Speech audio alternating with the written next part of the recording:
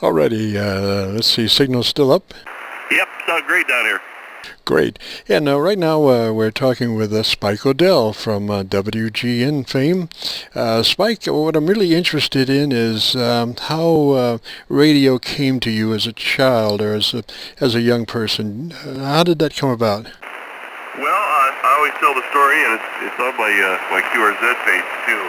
When I was a kid, 9 or 10 years old, actually before that, my dad put a big shortwave radio in my bedroom at night upstairs because there was no place else to put it. So I turned that thing on and played with it and listened to people from all over the world, and it just I was taken by all those voices from overseas, and I just thought that'd be the coolest thing to be able to throw my voice out over the air and have somebody listen to it, and that's, I guess, kind of what started it all. Roger, did you have an interest in, well, I know in my case, tearing things up and then fixing them electronically? I did. I thought that was a very cool thing when I was a kid, to see somebody take a radio apart and have it 115 pieces on the table, put it back together again and have it work. Unfortunately, I wasn't blessed with that ability. I was horrible. So I let somebody else do all the fixing, and I just stuck to the talking. Roger, and tell me about your first paying job in radio. My first job in radio was at a little station called WEMO in East Moline, Illinois. I just graduated from a little 6-week broadcast course at a vocation school. They gave you a certificate and a pat on the back, and they said, go get them. Go conquer the world of radio. So I tried to get a job, but everybody wanted somebody with experience. So I watched this little radio station being built in my hometown. My dad actually knew the general manager, so my dad kept saying, go down there, knock on the door. So I did. He wanted experience. So I went back a couple weeks later, and he says, no, we need experience. Come back when you've got some experience under your belt. So I thought, well, I'll never get that job. I listened to it go on the air one night. It was a Friday night. Went on the air about 6 o'clock at night. I listened to it all night long. And I went to bed that night. The next morning at 7:30, the phone rang, and the general manager says, you still want a job on the radio? I said, yeah. He says, if you're here in an hour, you're on the air. Boom! I was there. I went and did my first 8-hour shift, went home happy as a clam, and threw up. Oh, Roger. Yes, I was going to ask you what the feeling was when you were on the air. I know great exhilaration, but at the same time, you just don't want to mess up, Roger. Oh, absolutely, yeah. And it wasn't my kind of station, if you will. I mean, I was playing Eddie Williams, Perry Como, and, I wanted to play the Beatles, the Stones, but it didn't matter. I was on the air. I was getting some experience. That station also allowed me to, work the boards. I worked the network for we carried the St. Louis Cardinals at that time, so I was a board op for that. And after about 7 or 8 months of working there, the guy came to me and he says, Spike, I'm going to have to let you go. And I said, why? What happened? He said, well, you didn't do anything. He says, we just don't have the money to pay you. We don't have any revenue coming in. And I thought, well. And then I just asked him, I said, is it okay if I work here for free so I can get some experience? He said, you do that? I said, yeah, I'll work here for free. So he says, well, if you'd like to. So I worked another couple months there for free. And that is the way it is when you get radio in your blood. You just, I know in my case, I had a little station in, Belgrade, Florida, Pahokee, Florida. Things are hokey in Pahokee, but this was a town, I guess, of about 4,000 right in the southern part of Lake Okeechobee, and that's where I started. Well, where did you go after your first station there? Well, I was working at the factory at that time. I was a security guard. I wore a little uniform like Barney Fife. So on the way to work one day, I had heard they needed a weekend person at a station up the street. So I stopped there on the way just to drop off a tape, and the program director heard my name outside of his office door, and he walked out. He says, "You're Spike O'Dell?" I said, "Yeah." He says, and here I am in my uniform and everything, and my lunch bucket, going to work, dropping him off a tape. And he says, "You're looking for a job?" I said, "Yeah." He says, "Can you be on the air tonight?" And I said, well, I get off at 11. He says, good enough. You're on at midnight. So there's that story, too. It's certainly is opportunity knocking and being ready to accept the challenge, Roger. Oh, yeah. Just, have audition tape will travel. By the way, the rest of that story from my first job is when I went to work at WGN, my very first day up in Chicago, they show me in my office, and I open the door, and there's a big pile of mail already on the table. Letters and cards of well-wishing and all that stuff. And one of the letters I got was from my first general manager who couldn't afford to pay me. He says, congratulations on your big job at WGN. Included, please find a $100 bill. I need to buy you dinner. Oh, that's great. That is great. And also it indicates that you don't want to burn any bridges, as you go up the career ladder, because, it is a small world. Never, ever burn a bridge, because the guy who fired you might be the guy who hires you the next time. That's right. So now, when you first went to WGN, you were afternoon drive, or how'd that go? Yeah, the legendary Wally Phillips was cutting back his schedule, and they just hired me to kind of fill in when Wally didn't want to work. Wally could kind of do his own thing. So Wally would work sometimes 2 hours in the afternoon, sometimes 1 hour. And when he didn't want to work, I had to fill in the rest. That's how my career at that station began. Roger, and you were 13 years on the afternoon shift? 13 years on the afternoon shift until our morning man, Bob Collins, unfortunately was killed in a mid-air plane collision. I actually had the unfortunate job of announcing that on the air one afternoon, and the next morning I was doing his show and continued to do so for 9 years. Roger, yes. And Steve and Johnny, now I first went, for WGN on a loop antenna. I had a loop antenna oriented just right that I could get WGN on one side and WSB in Atlanta on the other. And I became familiar with Steve and Johnny, and they dearly love you.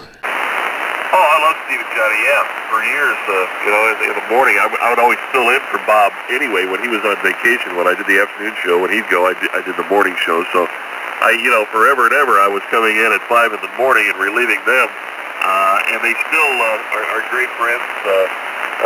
Steve, I used to listen to him when he was on WLS long before I even knew I was going to be on the radio. He worked at WLS, did the 10 to 2 o'clock in the morning shift, I think is what it was. So. The very first time I ever called a radio station, it was his show. Little did I know we'd be working together. Roger, yes, a beautiful couple there. Really enjoyed them. And so what did you find the most difficult thing about the life in Chicago and big-time radio? Well, I remember big-time radio, going from a medium market to, the second or third largest market in the nation. I remember being interviewed for the job by they had all the bosses there, the program director, the assistant, the general manager. They were all there, the sales manager. And I remember the big boss from upstairs on the 19th floor. He was there, and he says, Spike, he says, if you worked here, would you be intimidated?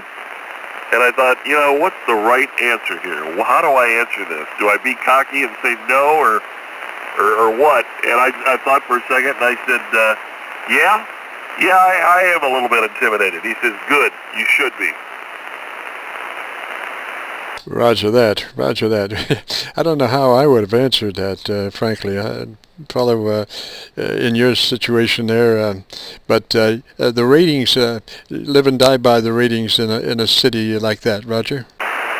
Oh, yeah. I mean, there for a while it was every 3 months you'd get the ratings with the Arbitron, but then towards the end of my career, it was the PPMs, the personal people meters, and I was rated. I mean, I could go back and check my ratings for every hour of the day. Every day I was rated. So when you live and die by a rating point, which is what so many people do, it's a little nerve-wracking sometimes. There's a little pressure, but fortunately, I was never. I was second place in the market. Overall for my time slot, 12 plus, 2 or 3 times over 22 years, but the rest of the time we were always number 1. Roger that. Now, and also in a market like that, you had engineers that did all the board work, Roger? Oh yeah, they wouldn't let me touch anything. I would sit there on my hands, and if I scratched my nose, they'd push a button.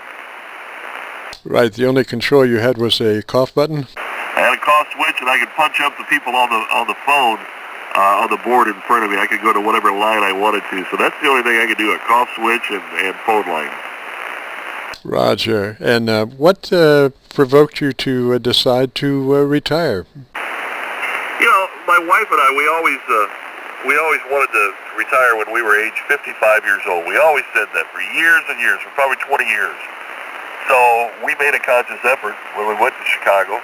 And granted, the money was a lot bigger in Chicago than it was in a small town. So we took a lot of that money and invested pretty well. Put it in savings accounts, and we got it to the point to where we could actually retire at age 55. And the market was bad when I did, but we talked to the money people, and they said, yeah, if you're careful, you can do it. So we did. We pulled the plug. I said, I'm going to retire at 55. I told everybody that for years, and I did. Super wise decision, man. Leave yourself some time to enjoy life. You know, that's the thing about being on the air. You are responsible for every second that you're on the air, and that kind of stress can really get to you, Roger. Oh, Roger, yeah, there's times where you don't sleep at night. I tell you when I was always lucky because talking and gabbing and just chitter chatter, I never ran out of anything to say. I went to detention in high school for that, and they ended up paying me money for that. But there were times where you felt the stress. When I went to the morning show, we had a meeting a couple of months after the morning show, and I was told that my morning show, the revenue for that show, was responsible for almost 40% of what money the station makes. I woke up in a cold sweat the next morning. 2 o'clock in the morning, 1 o'clock in the morning. I couldn't sleep. I'm thinking, oh my gosh, I can't be stupid. I can't fail. And that scared me to death. That's when it all kind of sunk in on me. Roger, I know even today I'll have, I don't call them nightmares, but I'll wake up in the middle of the night or I have dreams about being at a station and trying to find that next piece of music to get ready to put on the air. And unfortunately, I think most of my dreams, they're talk radio stations because I can't find music anywhere. Yeah, I know what you mean.